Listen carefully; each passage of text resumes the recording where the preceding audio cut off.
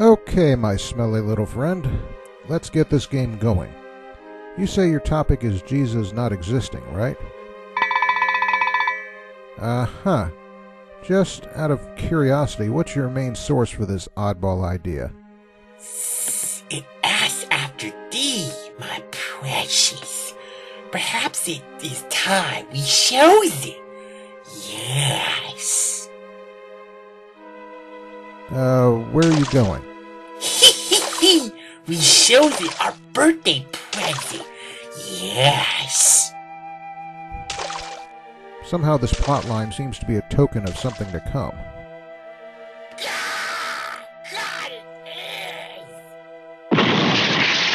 My precious is gone, taken, stolen.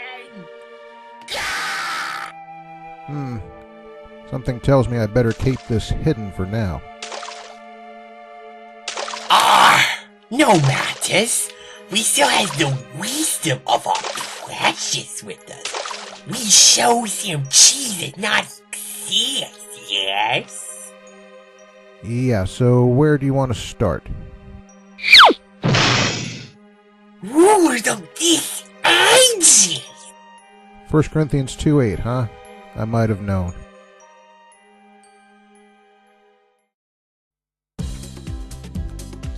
As you know by now, folks, I've been here before, and it's old news. About 10 years ago, I took apart this guy's Precious in a full-fledged rebuttal on my website. After a perfunctory response, Earl Doherty clammed up and pretended I didn't exist anymore, and ignored 99.9% of everything I said. He's still ignoring that much of it over a decade later, even as he's issued a new and updated version of his findings, which I've checked over, and which mostly doesn't answer anything I've said, though I did a few updates here and there for some new things Doherty brought up. I'm starting this series with what Froggy here calls the exception verses, places where Doherty admitted he had the hardest case finding a mythical Jesus. One of these was 1 Corinthians 2:8. Now, if you're not a patent lunatic, this is pretty clearly a reference to Jesus being condemned by Pilate and the Jewish leaders. So, now what is it the patent lunatics say there? My precious says it refers not to earthly rulers, but to spirit and demon forces. Yeah, that's what it was. Thanks. Okay, to begin, yes, it's true that the word translated rulers here is used in varied contexts of both human and spiritual figures. It's also true that there are synonymous words used of spiritual beings. Not much these guys have correct. But unlike in these passages, there's no qualifying language specifying that the rulers in 1 Corinthians 2:8 are spiritual. So just because these passages refer to spiritual rulers, that doesn't mean 1 Corinthians 2:8 does by osmosis.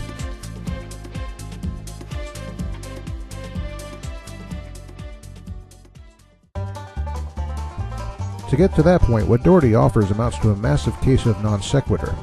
Let's now consider what Doherty and this guy have to say about the word for rulers. Then we'll see how they're fouling up. The first reason given is, ready for this? That two early figures in the church, Origen and the heretic Marcion, understood these to be spiritual beings. Yeah, exactly. Big fat hairy deal.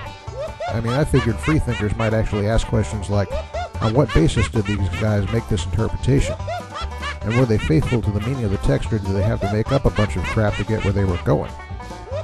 Unfortunately, explaining why we should give Origen and Marcion credence here doesn't seem to be on their menu, so let's proceed with our case for why it's human rulers.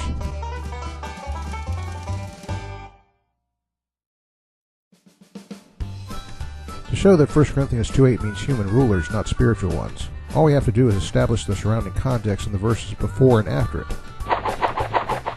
1 Corinthians 1:17 through 2:16. Draw.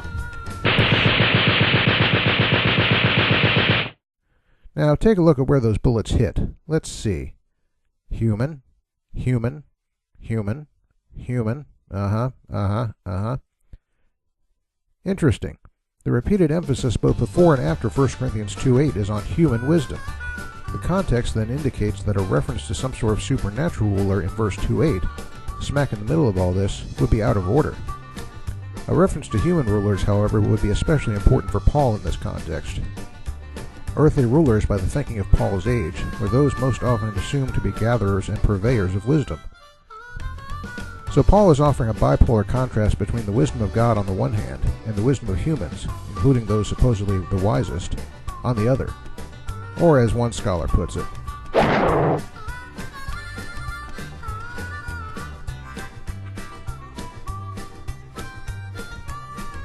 clearly then, the context of Paul's arguments indicate a reference to earthly rulers who crucified an earthly, non-mythical Jesus. But we do have one other word in our key verse to consider.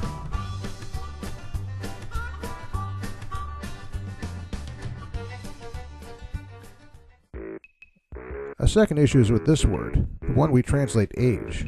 In his presentations, Earl Doherty asserted that this term, either in the singular or in the plural, was, in a religious and apocalyptic context, a reference to the present age of the world. And from this he went on to conclude that the use of this word lent the word rulers a spiritual meaning. But that's moving a little too fast. Paul several times uses this word in a plain and temporal sense, and in what's just as easily called a religious and apocalyptic context. So clearly that context doesn't turn 1 Corinthians 2:8 into a reference to a non-historical Jesus.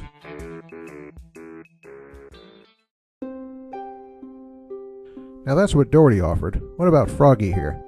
It's time to do some serious detective work. The word for age can never mean a span of a few decades or a short time. How could the Jews and the Romans rule over the entire age, huh? So that means the rulers have to be spiritual? Wrong.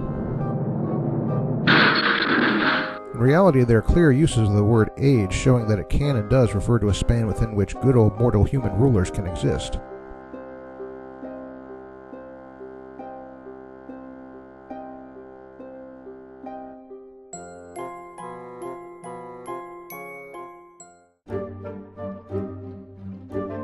So that's it for 1 Corinthians 2:8. Anything else? God, he makes us mad. He dies. We kill him and... Stay tuned, folks. There's more gold to be found.